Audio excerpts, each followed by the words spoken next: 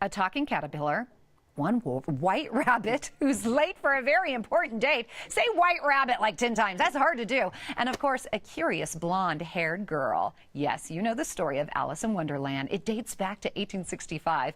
Alice falls through a rabbit hole that takes her into a fantasy world filled with crazy creatures. And joining me right now is Gil Boggs and Sharon Wayner, who plays Alice. Sharon is also celebrating her 20th season with the Colorado Ballet. Congrats. Thank you. That's wonderful. So, Gil, why did you decide to do the ballet that's around Alice in Wonderland? Visually, it's a spectacle. It's just very exciting, and all the characters are so well done in the work that they're fun to watch. And your ballet takes a little bit different spin, is that true? Not too much of a different spin, but what's great about it is the characters, you know, the choreography dictates, you know, like the white rabbit, he's late, so he's always looking at his watch, things like that. Yeah. So it tells the story very well. You said it's very visual, and I could imagine with the costumes, like the Queen of Hearts, how fun was that to create? It's an amazing costume. Yeah. It really is, yeah. So it's hopefully she can move very well. We're looking at some video right now. Isn't that beautiful? So what does it take for your performers to prepare for a ballet like this? This one's pretty intense. There's 3 weeks of rehearsal. There's probably 20 to 25 costume changes in that. There's some of the dancers are flying through the, you know, off the stage. So they're bringing on sets, taking them off, hooking each other up to the flying apparatus. There's a lot going on. How exciting. Yes. Oh my goodness. And there are different dance styles, right? It's pretty much based on the classical ballet idiom, but there's some contemporary work in there. And again, like I said, it's just a matter of dictating, you know, like right there you see the cat. So the movement is just, you know, to That's beautiful. Yeah. That's really cool. You put the costumes on them and they're, yeah. Sharon, this is your 20th season. Congratulations. That's just fantastic. Thank you. Any great memories? A lot. Yeah. A lot of highlights that had to do with specific ballets, but when you think of a span of 20 years, there's also just things like doing Nutcracker every year is still love to do. So you were the Sugar Plum Fairy? Yes. Oh, how nice. And in this show, you're Alice, correct? Mm-hmm. How wonderful. Is that a challenge for you, or is it exciting, something that you couldn't wait to take on? It's both. It's both. Yeah. This production is kind of a big, kind of a monster production because there's just a lot happening. So it's not just that you have to be on your game with your classical technique, but there's a lot of really different partnering and flying, and which we won't even get to try until we're in the theater. Oh, so. My goodness. So that's really risky. Now tell me about Alice's personality. Is it going to be different on the stage from in the book?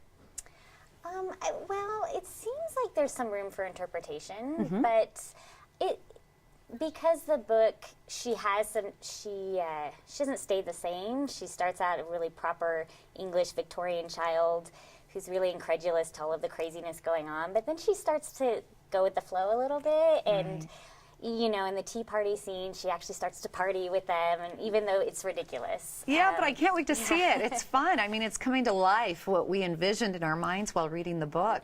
We talked about you flying, but what about falling through the hole? How are you going to make that happen?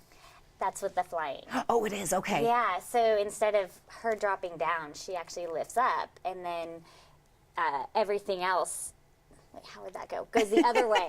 Goes so it's up. Kind of like opposite. So yeah, so it's basically an optical illusion that happens on the stage. That has to be a fun scene. Any other great scenes that you enjoyed recreating? There's a lot of really interesting things happening on stage. I mean, one of them I'm not completely involved with, and that's with the caterpillar, for example. She doesn't touch the ground the entire dance, and she's sort of undulating through the air, and it's all created with men lifting her. So the men have to work really hard to create that illusion. Goodness, you have done extreme wonderful for this ballet. I can't wait to see it. It's a big production. Now, working with Sharon for 20 seasons, 20 years? Well, we've been together 10. I've been here 10 years. Yeah. So. And what makes her an extraordinary ballerina? She can do everything.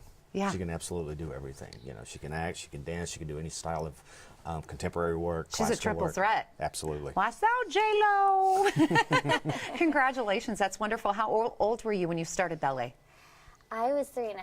3.5. That's beautiful. I mean, it's like every little girl's dream, being able to play the Sugar Plum Fairy or Alice in Wonderland. And Colorado Ballet is also involved with many community projects. What's going on now, Gil? Thanks for asking. We have a Be Beautiful, Be Yourself. It's for Down syndrome children, and they come in, and we have several classes that for different age groups that they do. I actually invite 2 of the children from the class to perform in our Nutcracker once each year. So we do that. Sharon teaches a Parkinson's class for people with Parkinson's. Yeah, they learn that movement and exercise really helps people with Parkinson's, so that's great that you do it. And the Be Beautiful, Be Yourself fashion show, and just to be involved with those kids, Michelle C. Whitten has done so much. Thank you for highlighting that foundation. No, we love them. Great people. Well, congratulations. I can't wait to see Alice in Wonderland. And you can take a journey down the rabbit hole with Colorado Ballet for their performance of Alice in Wonderland, February 19th through the 28th. Yes, tickets are online at coloradoballet.org. And don't wait too long. Buy your tickets now because they're going quickly with a few shows already close to being sold out. Get those tickets.